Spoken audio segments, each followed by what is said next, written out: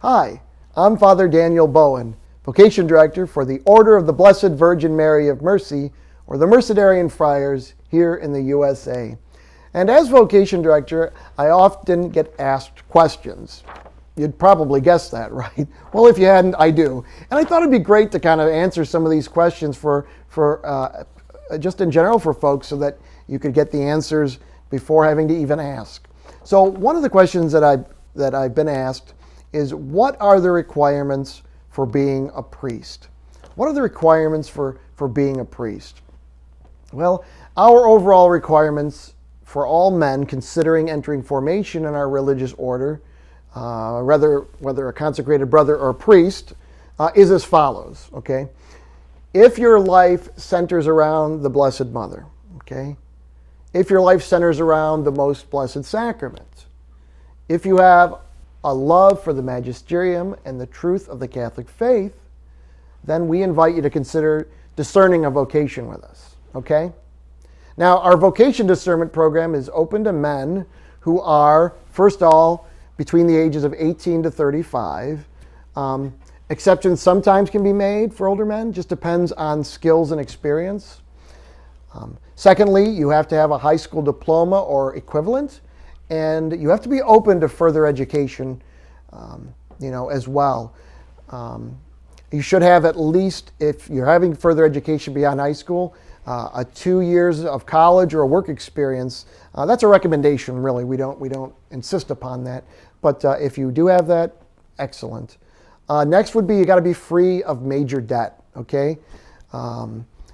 Also, you have to be single, right, and free from impediments. What would be an impediment? Examples would be a previous marriage, right, that has not been annulled. It would need to be annulled. If you have dependent children, you'd have to wait until they become of age, right? Those are just some examples. Also, required is to be living a virtuous Catholic Christian life, free from scandal, right? Another example would be possessing a disciplined and sound prayer life, or at least striving towards that, okay? Then also, there should be accompanied with that prayer life that desire to serve Christ and His Church, following our particular charism of redemption or ransoming.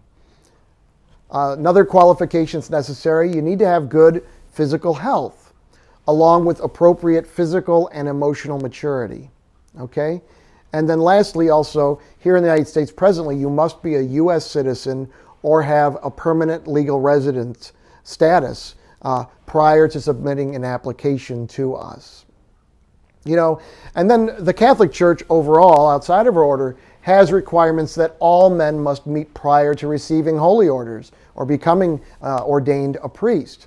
And that's no matter what diocese or community that you're a part of. So these we also, of course, certainly adhere to. In order to enter formation as a priestly candidate, a man must be recommended first by a diocese or a religious community.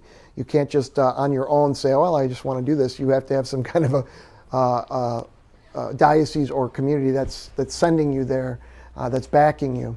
And then the first requirement is that a man is called, of course, to be a priest by Jesus Christ. God has to be calling you want you to be the priest. Now, again, once you're sponsored by a diocese or religious community, then you're going to begin your studies at a seminary. And then while there, academically, a man must pass his classes and secure academic degrees. Now, for those who already have an undergraduate degree in some field of study, then that man's going to be required to study for 2 years of what is known as pre-theology. Now, if a man does not have an undergraduate degree, then he's going to need to attend the seminary college program in order to secure a bachelor's in arts in philosophy, which is a 4-year degree. Now, following either track, whether the pre-theology, that 2-year program, or the 4-year college seminary, then the priest candidate must obtain a graduate degree, right? Master's degree in theology, which is, again, a 4-year degree. And then alongside those seminary studies, our men in our order also must go through the phases of consecrated religious formation. And this includes a postulancy program, okay, a novitiate, all right, several years of simple profession, and then finally, solemn profession.